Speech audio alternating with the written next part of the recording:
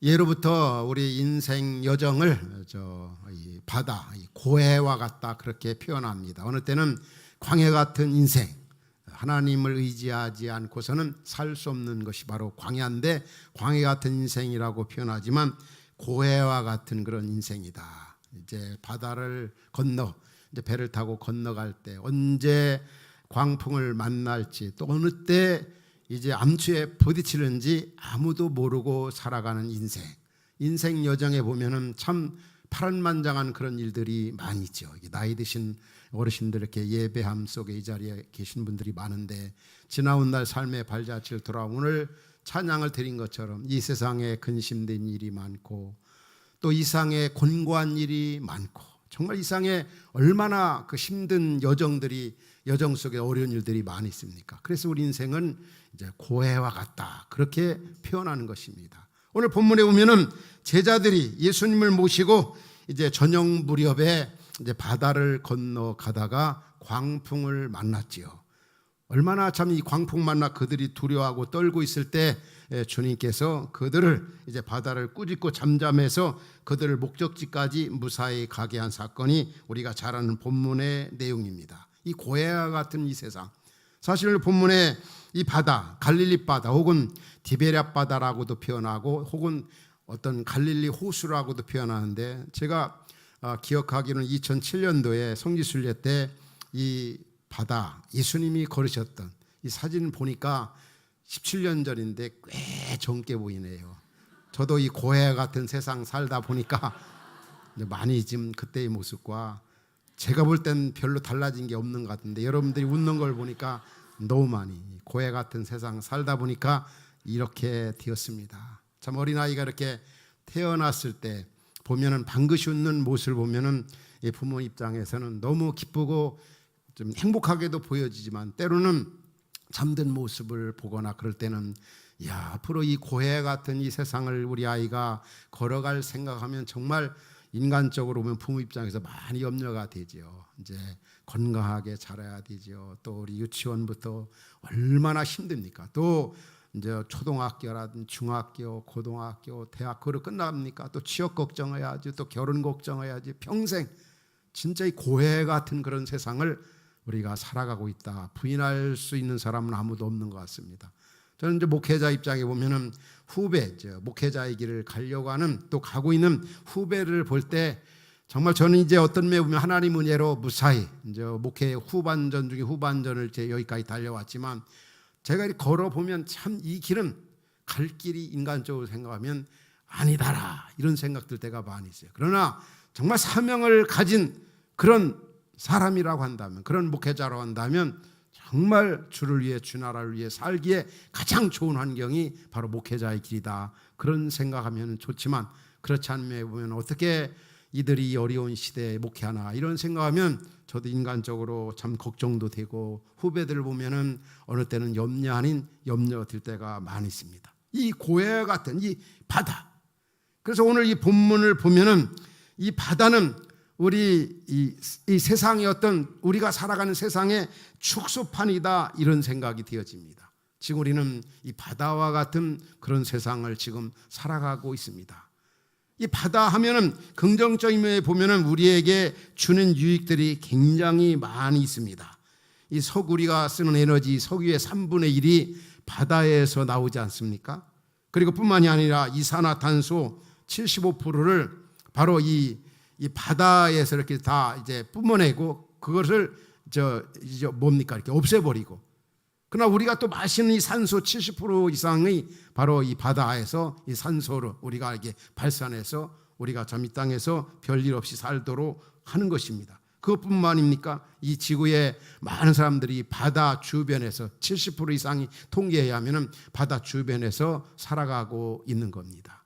그리고 보면 요즘에 온난화 그 현상으로 이제 얼마나 이제 이 지구가 뜨거워지고 있습니까? 그런데 이 바다 때문에 그 열이 정말 절반 이상 이제 바다가 식히고 또 바다가 흡수한다는 겁니다. 이 바다. 그리고 이곳저곳에서 흘러오는 여러 가지 좋지 않은 그런 것들을 다 흡수하고 다 받아들이고 다 정화시키고 때로는 저는 이 바다를 보면서 그런 생각을 한 적이 있어요. 예수님처럼 바울처럼 바다처럼 목회하게 하소서. 자, 글을 쓴 적이 있는데 이 바다처럼 목회한다, 그 말이 어떤 말이겠습니까? 그냥 모두 사랑하고 모든 사람 다 배려해주고 이해하고 정말 힘들고 이런 거라도 다 이렇게 깨끗하게 하고 정화시키고 이 불의한 세상에서 정말 진실하게 살고 정직하게 살고 그 바다를 보면은 바다처럼 목회하게 하옵소서.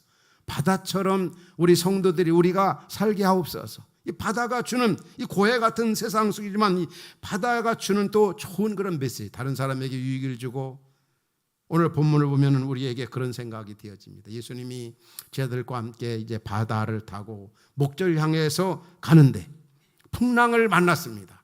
우리가 흔히 생각하면 왜 예수님이 탄 배가 이렇게 풍랑을 만나는가? 우리에게 주는 첫 번째 메시지가 뭡니까? 우리가 주님을 믿고 의지하고 주님을 모시고 주님과 동행하며 살아도 우리에게는 이 광풍이, 고난이 언제든지 몰려올 수 있다고 하는 것입니다. 본문이 주는 첫 번째 메시지가 바로 그겁니다. 예수님을 믿고 하나님 말씀대로 믿음으로 충성하며 살아도 우리에게는 여러 가지 시련과 고난과 원치 않는 그런 광풍들이 우리 인생 여정에서 얼마든지 닥쳐올 수 있다고 하는 것을 오늘 본문에서 우리에게 교훈해 주고 있는 겁니다. 우리가 지금까지 삶의 여정을 보면은 그런 일들이 얼마나 많았습니까? 믿음으로 살았던 바울 같은 경우도 얼마나 고생을 많이 했습니까? 자지 못하고 굶고 헐벗고 강도의 위험과 바다 위험과 여러 가지 풍랑, 정말 또 그 몸에 가시가 있어요. 몸이 아픔도 있었습니다. 그가 예수님을 잘못 믿어서 그런가요? 얼마나 그 나라 그 영광을 아름답게 살았던 바울이지만 이 고난의 길을, 이 광풍을 만난 적이 얼마나 많이 있었습니까? 따라서 우리는 이 광풍, 이 풍랑, 고난은 어떤 면에 보면 우리에게 얼마나 유익을 많이 가져줍니까? 우리의 속사람을 살찌게 하고 주님의 능력을 체험하게 하고 더 중요한 우리의 믿음을 성숙한 단계로 이렇게 나아가게 하는 것이 바로 이 광풍, 다르게 표현하면 고난이라고 하는 사실입니다. 지금 제자들이 광풍을 만났습니다. 얼마나 힘들겠습니까? 주님을 모시고 살아도 이런 일이 왜 일어나는가? 그렇지만 그 결과가 어떻습니까? 이런 일을 겪으면서 이 제자들의 믿음이 한층 더 성숙해졌다고 하는 사실입니다. 오늘 우리는 이 사실을 꼭 기억해야 합니다. 욥도 보면은 동방의 의인이고 아주 정직한 자라고 성경은 말하고 있습니다. 그런데 그가 얼마나 많이 광풍을 만났습니까? 자녀들이 하루아침에 10명이 세상을 떠납니다. 그 많던 재산이 다 날아가 버립니다. 거기다가 몸에 병까지 들었습니다. 누구보다도 알아줘야 할 아내마저도 당신 믿는 하나님 저주하고 죽으라고까지 말합니다. 친구들이 위로한답시고 엉뚱한 얘기를 하는 겁니다. 누구의 말도 그에게 위로와 격려가 되질 않았어요. 그러나 나중에 결과는 어떻습니까? 곱배기의 복을 하나님이 주시는 걸 볼 수 있습니다. 참 이 고난, 현실적으로 때로는 어떤 한 면을 보면은 이해할 수 없고 정말 힘들지만은 결과적으로는 하나님이 합력하여 선을 이루어 주시고 꽃이 피고 열매를 맺게 한다는 것을 우리에게 보여주고 있습니다. 우리 가운데 이렇게 광풍을 만난 성도들이 있습니까? 여러분 낙심하지 않길 바랍니다. 이 고난을, 아픔을 통해서 주님이 나의 믿음을 더 성숙시키려고 하는 하나님의 놀라운 은혜가 그 안에 숨어 있다는 사실을 우리가 알아야 됩니다. 또 본문 속에서 우리에게 주는 두 번째 메시지라고 한다면 무엇보다도 우리가 믿는 예수 그리스도가 어떤 분이신가를 보여주고 있습니다. 우리가 믿는 예수 그리스도가 어떤 분인가? 두 가지를 말씀하고 있어요. 예수 그리스도는 하나님이시다. 또 다른 표현 하나님의 아들이시다. 또 한 표현으로는 예수 그리스도는 인간이시다. 이런 면을 보여주고 있습니다. 어디서 그걸 발견할 수 있습니까? 예수님이 이제 사역을 하시고 지금 풍랑 있는 바다에서 베개를 베고 지금 주무시고 계십니다. 다른 제자들은 난리가 나는데 편안하게 베개 베고 주무시고 계시다. 이 말은 뭡니까? 예수님도 인간이셨던 거예요. 그래서 피곤하면 주무시고 때로는 목마르시고 때로는 눈물을 흘리기도 하시고 우리가 겪는 모든 것을 다 겪으셨습니다. 우리가 아는 것처럼 예수 그리스도 하나님이신 그분이지만 하나님됨을 포기하시고 인간 구원을 위해서 사람의 몸을 입고 이 땅에 오셔서 우리들이 겪는 특별히 고난 다 겪으시는 분이에요. 그래서 그는 고난당하는 성도들을 위로하시고 우리를 이해하시는 분이에요.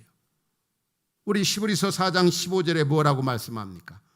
우리에게 있는 대제사장 예수님은 우리의 연약함을 동정하지 못할 이가 아니요 모든 일에 우리와 같이 똑같이 시험을 받으신 이로되 죄는 없으시니라. 우리와 똑같이 우리에 대해 너무 잘 이해하시고 다 겪으셨고 다 아시는 그런 분이다.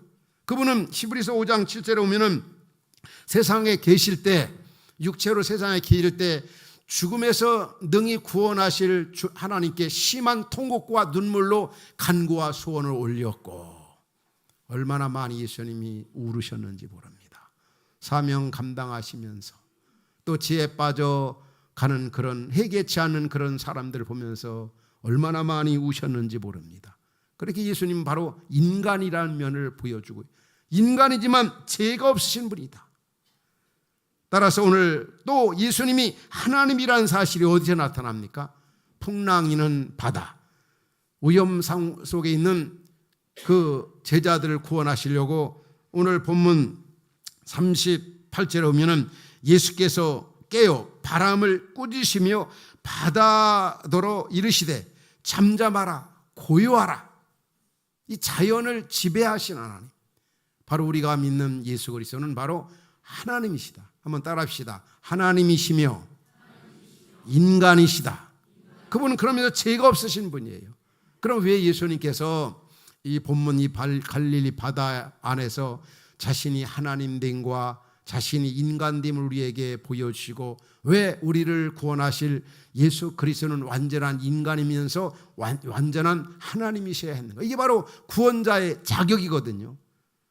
왜 예수님이 인간의 몸을 입고 이 땅에 오셔서 우리 겪는 것을 다 겪으셔야 했는가? 우리 히브리서 9장 22절에 잘 답변해 주고 있습니다. 무엇입니까? 피 흘림이 없이는 죄 사함이 없다. 우리 인간이 죄에서 용서함을 받으려면 죄 없는 인간의 피가 필요했던 겁니다. 그래서 구약에서 사람이 죄를 지면 염소나 양의 피를 흘렸죠. 그건 오실 예수님을 예표하는 겁니다. 그런데 우리 죄 없는 인간의 피가 필요한데 로마서 3장 10절 뭐라고 말씀하죠? 의인은 없나니 하나도 없다. 우리 주님이 내리신 진단입니다. 그러니까 이 땅에서 죄 없는 인간의 피가 필요해야 우리 인간이 구원받을 수가 있는데 없으니까 하나님이신 그분이 사람의 몸을 입고 이 땅에 오셔서 우리가 겪는 우리 같은 그런 연약함을 다 가지신 겁니다. 그래서 바로 예수님이 인성을 지니셨다. 인간이시라는 것을 본문에서 보여주고 그렇게 하신 이유는 우리 구원을 위해서 그렇게 하셨다.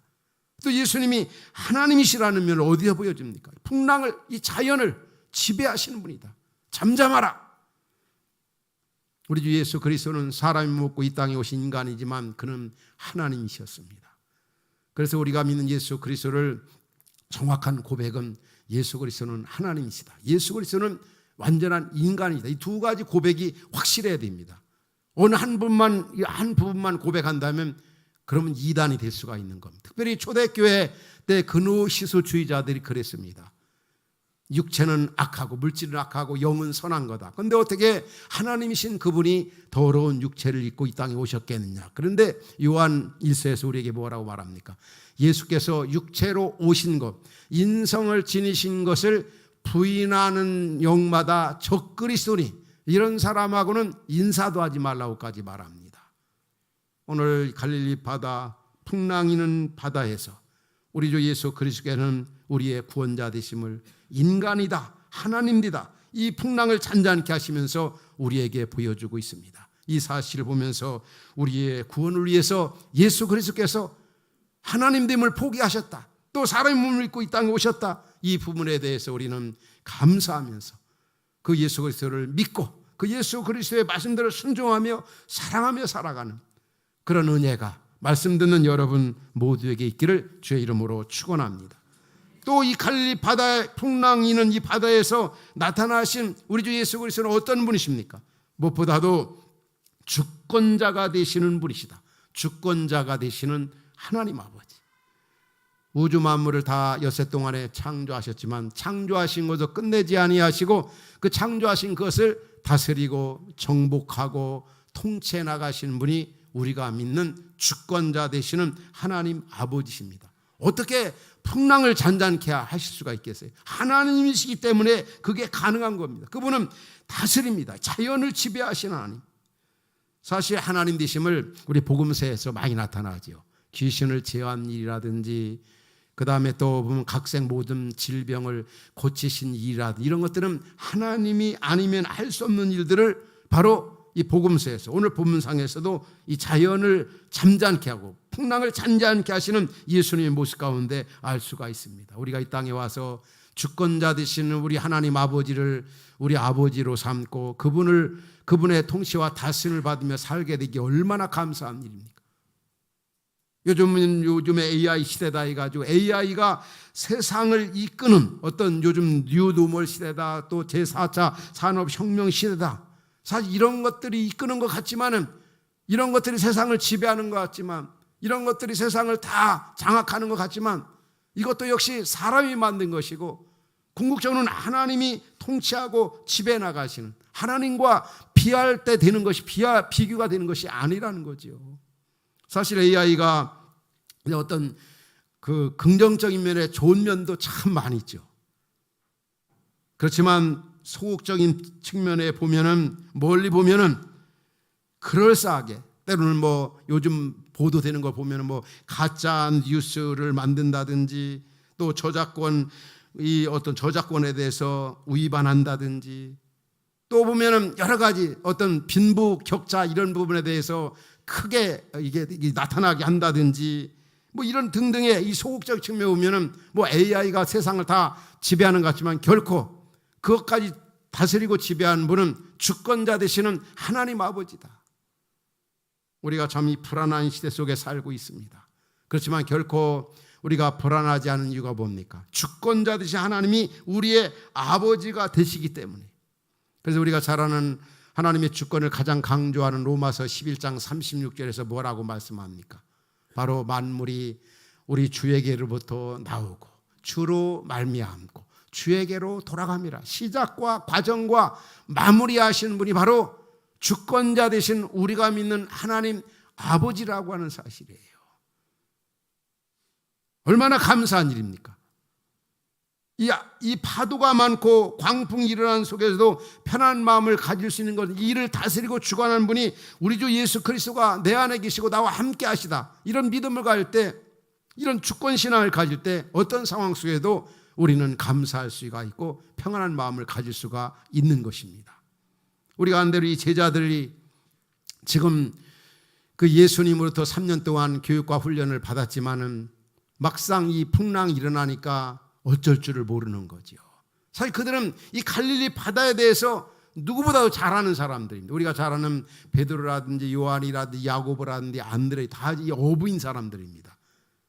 그런데 예수님은 목수였잖아요. 솔직히 어떤 면에 보면 이제 바다 위에서 제자들 배를 타고 가르치고 하나님 나라 진리를 이제 비유를 들어 여러 가지 교훈하셨지만은 실제로 그런 상황에 대해서는 인간적인 면에 보면 잘 모를 수 있다 이렇게 생각할 수 있지만, 이 제자들은 누구보다 잘 아는 사람들이지만 언제 이렇게 풍랑이 일어날지, 언제 파도가 칠지 자기로서 헤아릴 수가 없었던 거죠. 이런 일을 만나니까 어떤 면에 보면 속수무책입니다.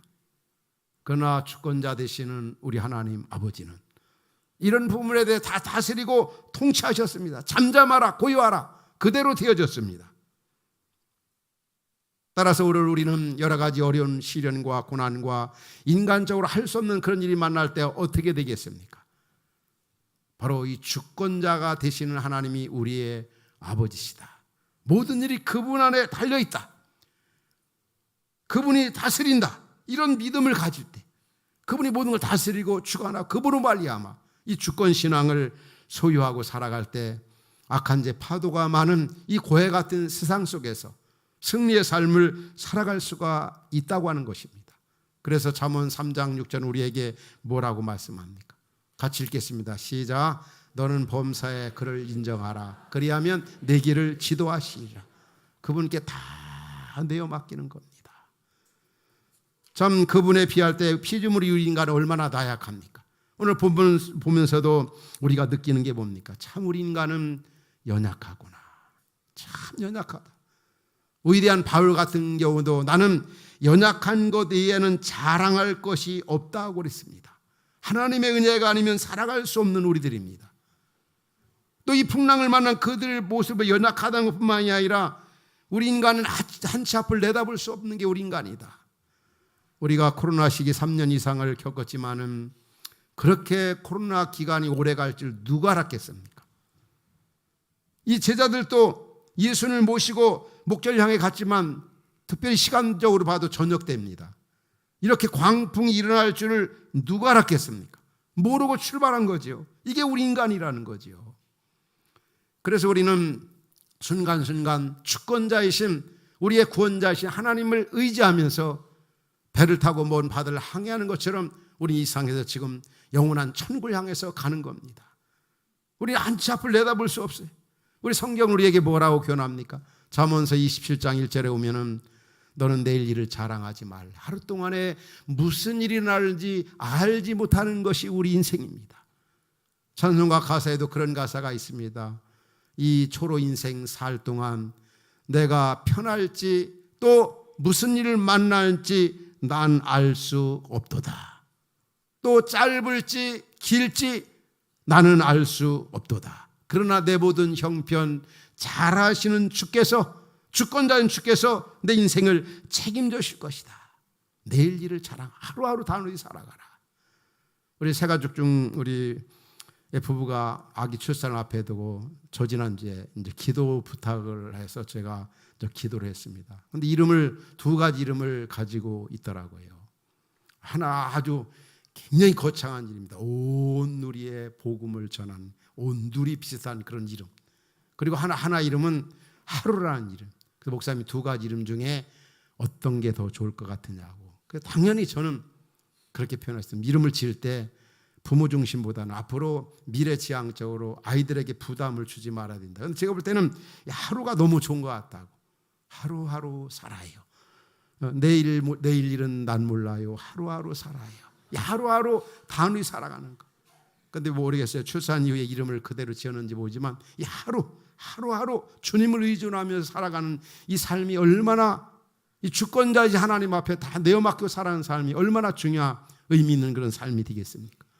우리 예수님께서도 뭘 먹을까, 뭘 마실까, 어떻게 살까 염려하는 인생을 하게 우리에게 주신 말씀이 있죠. 우리 마태복음 6장 33절 34절에 오면은 너는 먼저 하나님 나라를 구하라. 그러면 이 모든 거 먹고 입고 사는 거 내가 다 그 결과로 주겠다. 그러면서 34절 다 같이 읽겠습니다. 시작. 그러므로 내일 일을 위하여 염려하지 말라. 내일 일은 내일 염려할 것이요 한날의 괴로움은 그날의 족하니라.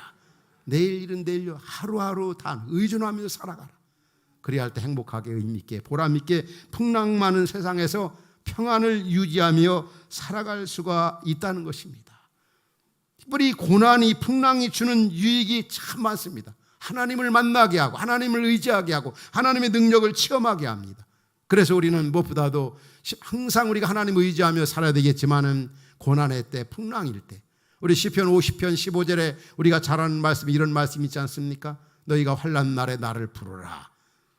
힘들고 어려울 때 나를 마주칠 자들이 우리를 깨워주셔서 우리 풍랑 우리를 구원하셔서 한 것처럼 어려울고 힘들 때 나를 부르라. 그리하면 내가 너를 건지고 구원하고 그 어려움 속에서 나를 그 깨닫고 나서 나를 영화롭게 하리라. 이 고난이 얼마나 우리에게 유익을 가져옵니까?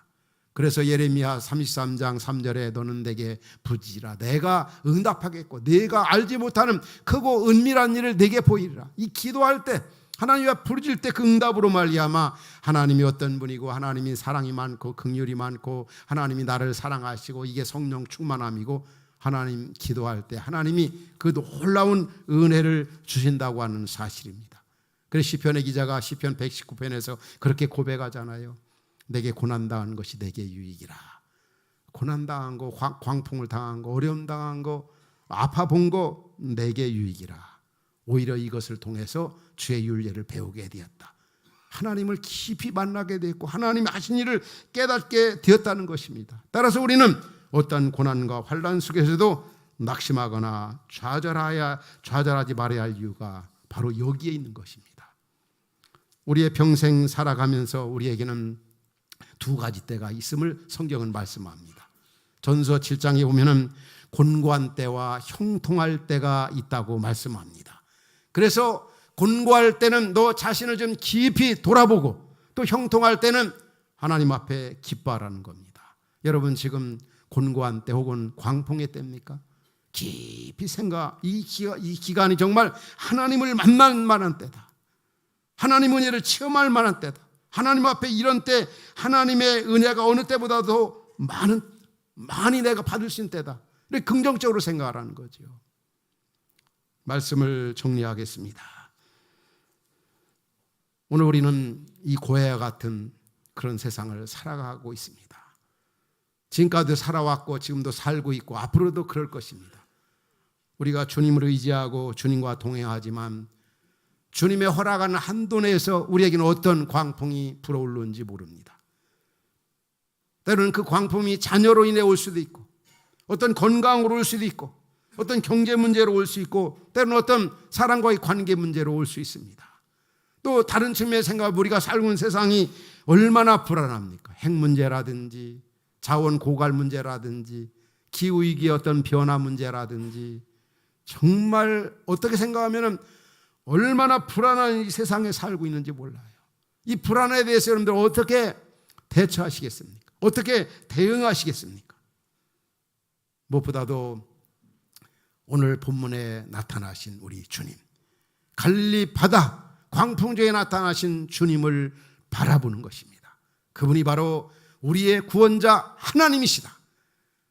그분이 나를 정말 독생자를 주시기까지 나를 사랑하시고 나를 위해 십자가에 고난받고 죽으시고 부활하시고 승천하시고 세상 끝날까지 나와 함께 하시는 분이고 때가 되면 영광 오실 주님이시다. 그 주님을 의지하고 그 주님을 바라볼 때 풍랑 많은 이 세상 속에 우리는 행복하게 승리의 삶을 살아갈 수가 있습니다. 주권자가 되신 하나님, 모든 걸 다 아신다. 그분 안에서 모든 걸 감당할 수 있다. 이길 수 있다. 그런 확신을 가지고 나아갈 때 고난 속에서도 하나님의 임재를 경험하며 하나님께서 우리에게 주신 사명을 감당할 수가 있는 것입니다. 이 고해와 같은 풍랑 많은 세상 속에서 하나님의 약속의 말씀을 붙잡고 정말 믿음으로 주권자지 하나님을 바라보면서 승리의 삶을 살아가는 그런 은혜가 말씀을 듣는 우리 성도 여러분 모두에게 있기를 주의 이름으로 축원합니다.